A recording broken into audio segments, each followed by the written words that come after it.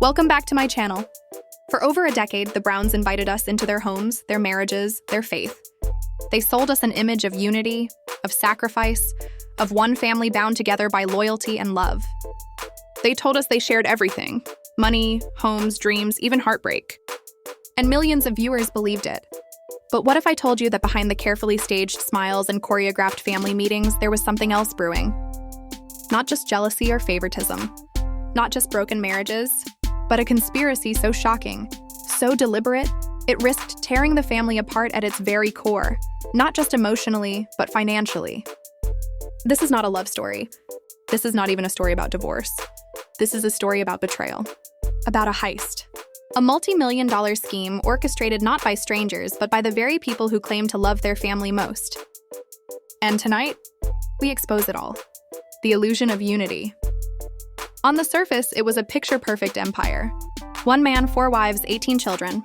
Together, they branded themselves as pioneers, a family willing to risk it all to show the world that polygamy wasn't about chaos, but about commitment. For years, they talked about the family pot, the sacred principle that every dollar earned, whether it came from Kody's job, Janelle's career in finance, Mary's small business, or Christine's childcare work, all of it went into one shared fund.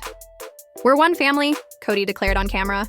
"All the money goes into one pot and we all draw from it." It was their doctrine, their survival, their identity. When TLC's Sister Wives launched in 2010, the family pot swelled. The show became their lifeline, their brand, their income. The checks were big, and they funded everything: Las Vegas mansions, family vacations, car payments, college tuition, medical bills, and 4 households worth of expenses. A production assistant from those Vegas years, who we'll call John, told us, "It really felt like one unit back then." Kody would hold these family meetings and make a big show about the TLC checks. He'd say, "This is our money. This is our future." And everyone believed him.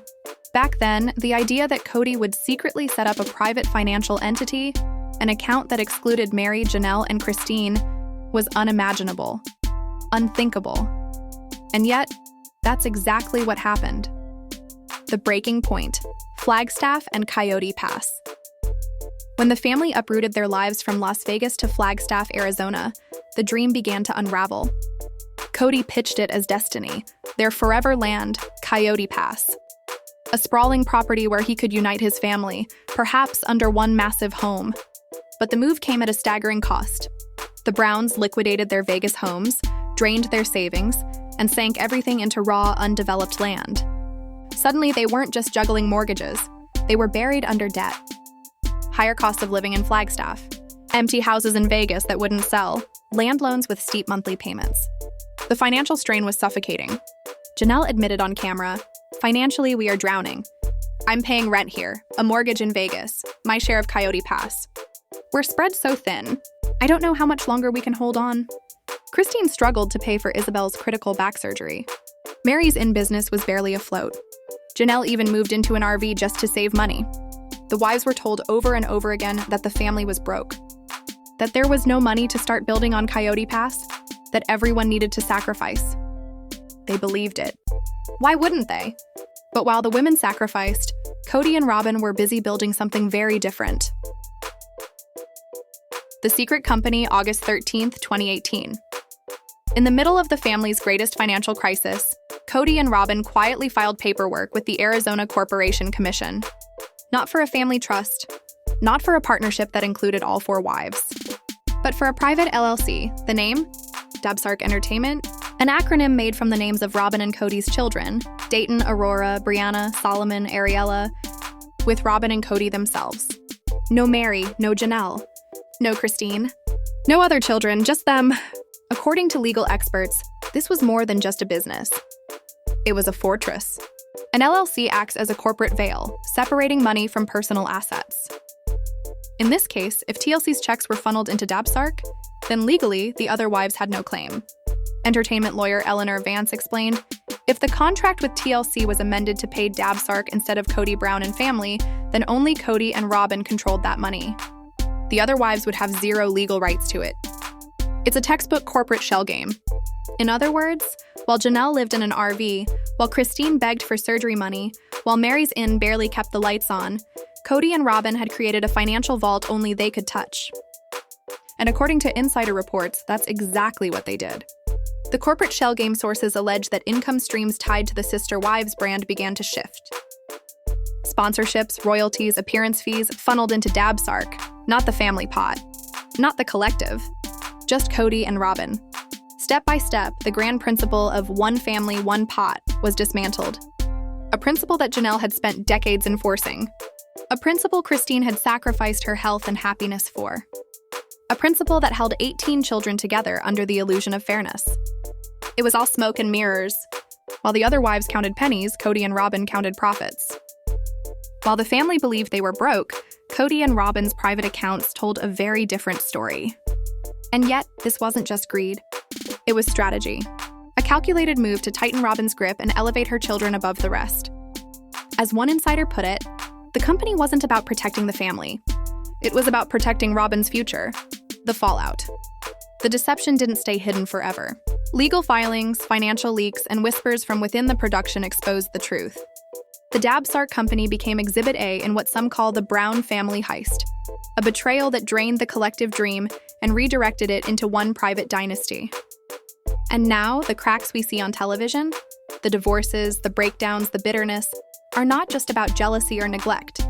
They are about money, about betrayal, about trust that was shattered beyond repair.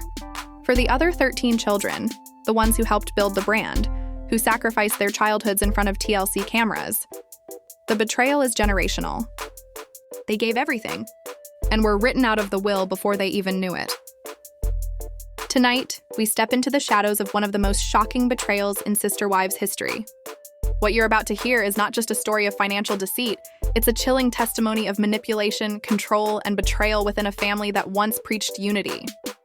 The turning point, the crack that splintered everything, came in late 2018. Documents and alleged emails now suggest that Kody Brown quietly moved to restructure how the family was paid by the network. On paper, it looked harmless. A simple change. A business maneuver. Something the network likely brushed off as standard procedure. But behind that paper trail lay the seeds of devastation.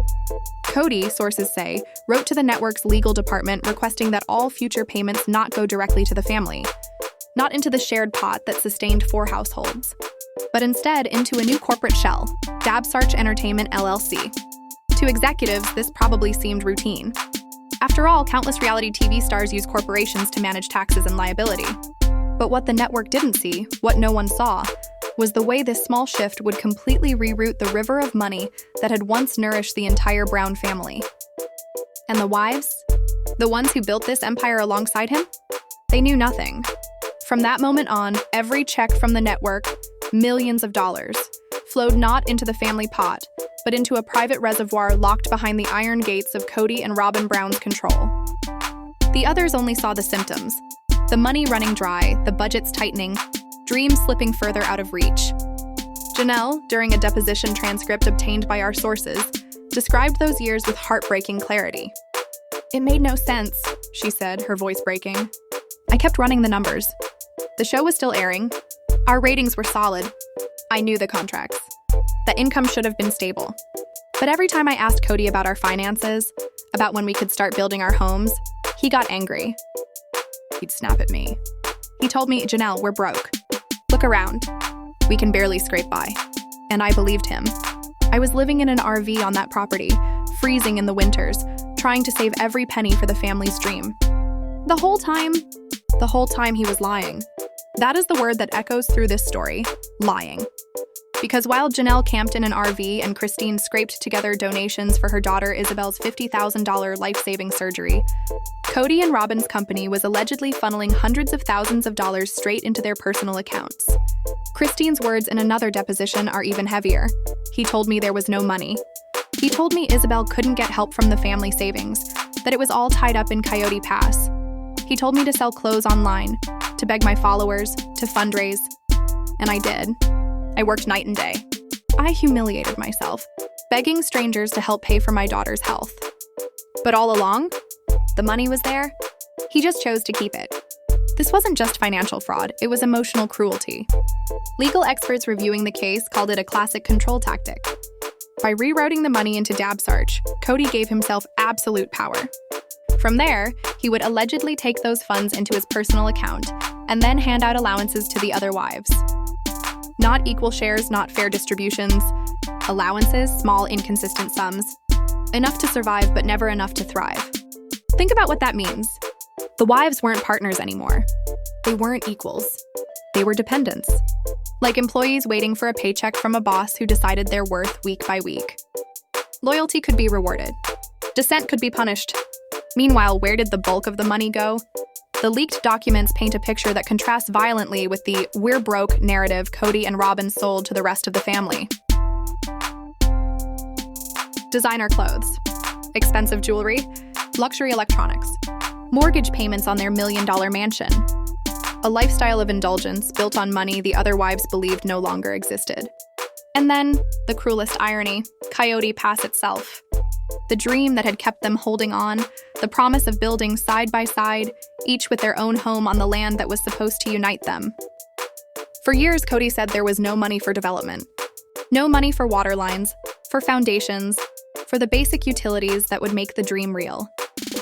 But now evidence suggests the money was there. It was always there. It was just being spent elsewhere. What was once a family vision had become a personal empire. And the fallout? Janelle in an RV, rationing propane tanks in the dead of winter. Christine selling secondhand clothes online, begging strangers for help with her child's medical bills. Mary left with scraps, isolated and silenced. While Kody and Robyn thrived. The betrayal is staggering, not just in numbers, but in the deliberate cruelty. In the lies. In the manipulation. This wasn't poverty. This wasn't bad luck. This was a carefully orchestrated illusion, designed to strip the wives of power, dignity, and independence. And it worked, until the truth began to surface. The money trail doesn't just expose financial deceit, it exposes the collapse of a family built on lies. Stay tuned, because in the next part, we'll break down the flowcharts, the alleged bank records, and the luxury lifestyle funded by this betrayal. And we'll ask the question that millions of fans want answered. How long can Kody and Robyn keep hiding behind this empire before it all comes crashing down? We just going to have to wait? It could be years. That's what Kody kept telling them, over and over again. It became his refrain, his shield, his way of shutting down every question about Coyote Pass and their future. But behind the curtain, the truth was quietly being written in ledgers, checks, and deposits that told a completely different story. Because while Kody was insisting the family was broke, a forensic analysis of Dabsark Entertainment's alleged financial records revealed something staggering. This wasn't a story of a man scraping by or fighting to keep his family afloat. No, this was the story of someone quietly building a second empire in the shadows. An empire that bore only his and Robyn's names. According to sources, instead of investing in Coyote Pass, instead of fulfilling the dream he sold to every single wife and child, the money from TLC was being funneled into other real estate ventures. A rental property here, a piece of land there, assets purchased with funds traced directly from the Dabsark account. These weren't family holdings. They weren't shared dreams. These were Kody and Robyn's private trophies, built with money that was supposed to belong to everyone. And that's when the bigger picture began to form. This wasn't sloppy mismanagement. This wasn't forgetfulness. This was a long-term, calculated siphoning of wealth. A secret LLC, a carefully manipulated payment structure. A false narrative of poverty. And all the while, Kody and Robyn were living in comfort, presenting themselves as victims of financial hardship, while the rest of the family was left scraping pennies together. But here's the thing about secrets. They don't stay buried forever. And this one cracked open from the most unexpected source. It wasn't Janelle, the numbers expert. It wasn't Christine, the fighter. It wasn't even the children who had long seen through Kody's emotional manipulations. It was Mary Brown. By this point, Mary was emotionally estranged from Kody, cast aside, minimized, and living a life almost completely separate. But financially, she was still entangled in the web. She ran her LuLaRoe business. She owned and operated her bed and breakfast in Utah. She had a degree of independence, yes, but she still contributed to the so-called family pot. She still expected, at the very least, honesty about Coyote Pass. And then, as fate would have it, the first thread of this elaborate scheme unraveled in the simplest, most mundane way possible: a piece of mail. Sources say it was a tax document. A plain, official-looking letter addressed not to the family, but to a name Mary had never seen before: Dabsark Entertainment. At first, she brushed it off. Another one of Kody's half-baked ventures, she assumed. But something about that name, it clung to her memory. A few days later, over a casual conversation, she mentioned it to Janelle. "Hey, have you ever heard of a company Kody has called Dabsark?" For Mary, it was an afterthought. For Janelle, it was a lightning strike. The accountant in her froze. She knew every LLC, every business, every contract that the Browns had ever touched. And that name? It was nowhere in her records. Alarm bells went off instantly. Within hours, Janelle was combing through the Arizona State Business Registry. And there it was, in black and white, undeniable and chilling. Dabsark Entertainment, LLC, formed in 2018. Managing members, Kody Brown and Robyn Brown. The spark had been lit. From that moment, Janelle and Christine began working in secret, their whispered conversations turning into private investigations. They began comparing notes, financial timelines, contract amounts, episode fees. Piece by piece, the illusion crumbled. The spreadsheet Janelle built was damning. The math didn't just not add up, it exposed millions of dollars missing, siphoned into places the other wives had no access to. And then came the breaking point: Christine's exit. In 2021, as Christine prepared to walk away from Kody, she began untangling her finances. This wasn't just emotional separation. This was business. She needed her equity from the Vegas houses that had been sold and rolled into Coyote Pass. But when she demanded her fair share, Kody stonewalled her. He told her there was no money. He claimed her name wasn't even on the full deed. Then, he shoved a buyout offer across the table so insultingly low that it confirmed her worst suspicions. Christine wasn't just being minimized as a wife. She was being robbed. That's when she made the move Kody never expected. She hired a forensic accountant. And what they found pulled back the curtain on the entire charade. The paper trail led directly to Dabsark. It showed the exact moment when TLC's payments stopped going into the family pot and started flowing into Kody and Robyn's private vault. Christine's legal battle blew the conspiracy wide open. Now Mary's stray piece of mail, Janelle's spreadsheets, and Christine's accountants all pointed to the same undeniable truth. The family wasn't broke. Kody had buried the money. The betrayal wasn't theoretical anymore. It was on paper, it was legal, and it was explosive.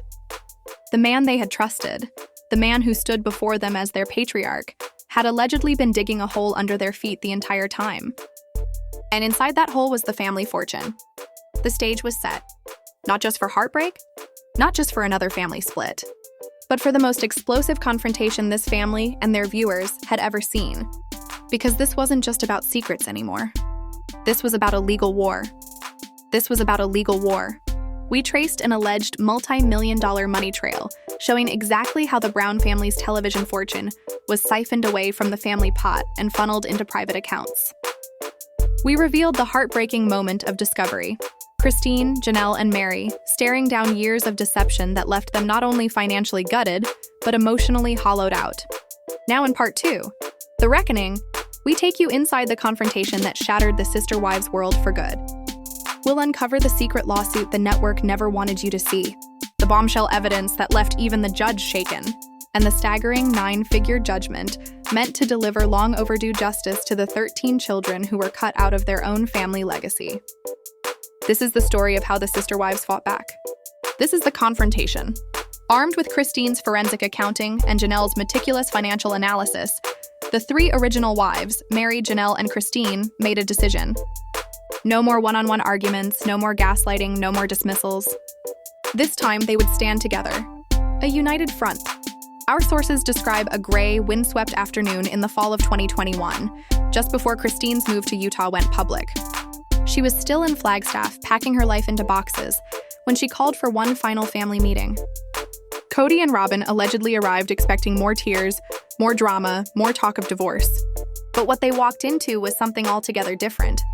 The crew had been told not to film that day. It was supposed to be private, but some of the room microphones were still rolling, accidentally, or maybe not so accidentally. What they captured, according to whispers from former production staff, was nothing short of explosive. The confrontation didn't begin with screaming. It began with silence, with calculation, with an ambush. According to a partial transcript that is circulated behind the scenes, Janelle was the one who struck first. her voice steady, almost surgical. Kody, we need to talk about Dabsark Entertainment. The transcript describes a long, suffocating pause. Kody, who had been pacing, froze mid-step. Robyn, perched on her velvet sofa, flinched as though she'd been struck. What about it? Kody finally shot back. It's our business. Liability protection. Christine didn't miss a beat. We've seen the numbers, Kody, or at least the ones you couldn't hide. We know the show money has been going to your company since 2018. We know you told us the family was broke while you were funneling hundreds of thousands into your private accounts. From there, the meeting spiraled. Kody erupted, accusing the women of betrayal, of spying, of undermining his leadership. He shouted that the money was being saved for the family's future, that he alone was strong enough to manage it. That money is mine, he snapped, his voice cracking. I am the star of the show. It's my income. That slip, from our money to my money, was the dagger. The wives didn't need more proof, but then Robyn made it worse. Why are you attacking us? She cried. We have little children. We had to protect Solomon and Ari. Your kids are grown, they can take care of themselves. Kody was just being a good father. That was the breaking point. Janelle, her voice shaking with fury, fired back. We all have children, Robyn. My son Garrison was working himself to the bone to save for a house, while his father told him the family had nothing. Nothing. And you're sitting there with designer bags telling me that was to protect Ariella?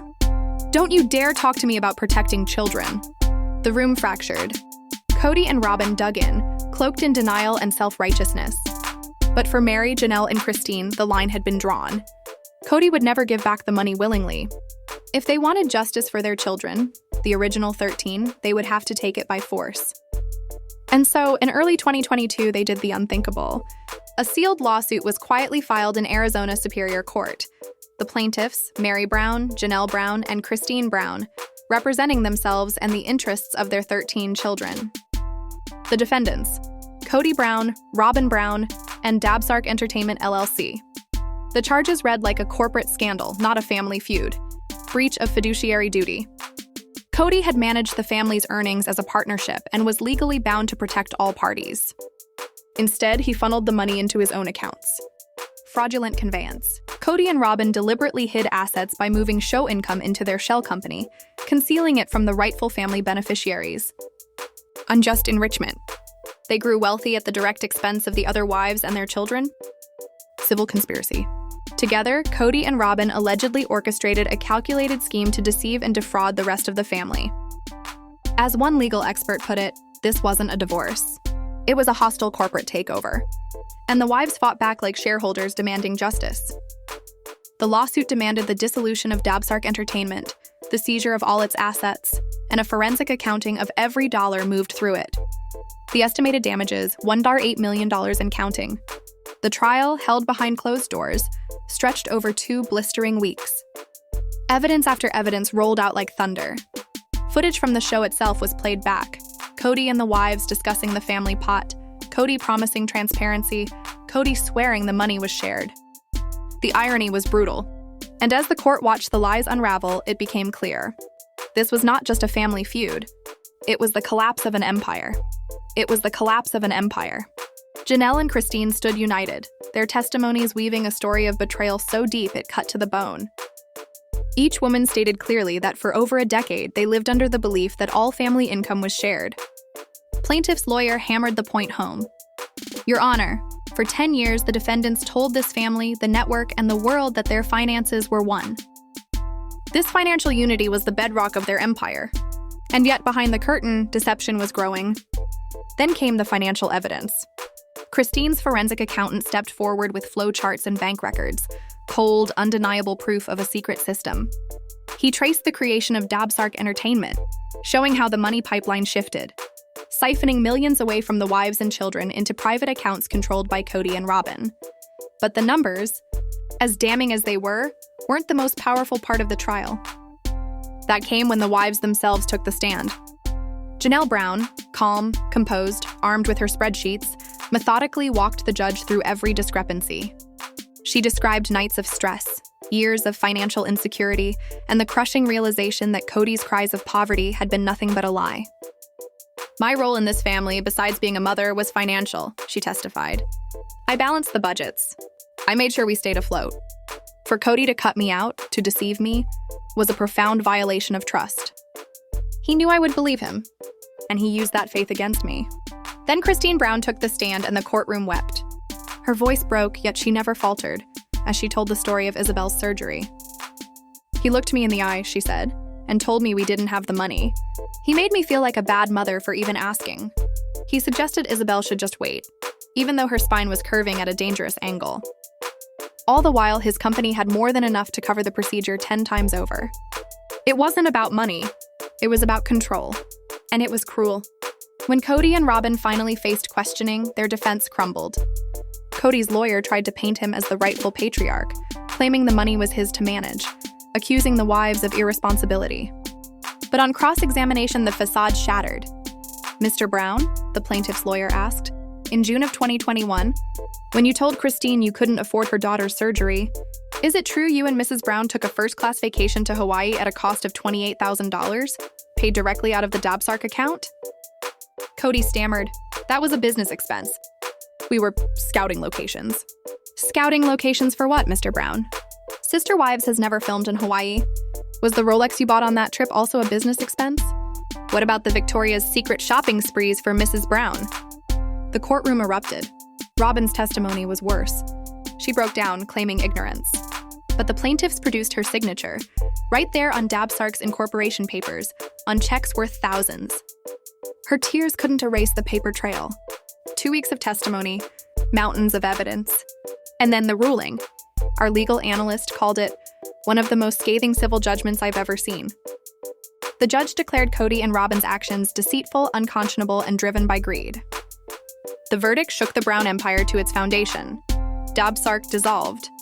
All assets seized and placed under court control. Full repayment. Kody and Robyn jointly liable for $1, $8 million in diverted earnings. The Children's Trust. The money meant for the family would not go back to Kody or even the wives. Instead, a new legal trust was created for the 13 children of Kody's first 3 marriages. Janelle was appointed trustee for her financial expertise, Christine for her fierce advocacy. The funds would be used for education, homes, businesses, medical expenses, restoring what had been stolen from their childhoods. The aftermath was brutal. Kody and Robyn's finances collapsed. Sources say they've liquidated assets, maybe even preparing to sell their Flagstaff mansion. Their appeal? Legal experts call it a lost cause. Coyote Pass, once Kody's promised legacy, is now a legal battlefield. Janelle and Christine are fighting for their rightful shares, while Kody tries to claw control back. Unlikely, given the judgment against him. And then, the children. Furious, vindicated, heartbroken, many may never forgive. But the trust has given them something new: security, hope, and control over their futures. Meanwhile, the network is scrambling. Sister Wives was built on the illusion of unity. Now its patriarch has been exposed as a fraud in court. Sources whisper the show may splinter into spin-offs or collapse entirely. This was never just about money. It was about trust. About a man who chose to build a kingdom for 2, rather than a legacy for 20. But it's also about resilience. About 3 women who rose from betrayal, reclaimed their voices, and secured justice. Not for themselves, but for their children. The Brown family as we knew it is gone. But in its place, something new, something stronger is being built. Not by Kody's whims, but by a mother's love, and a court of law, love, and a court of law,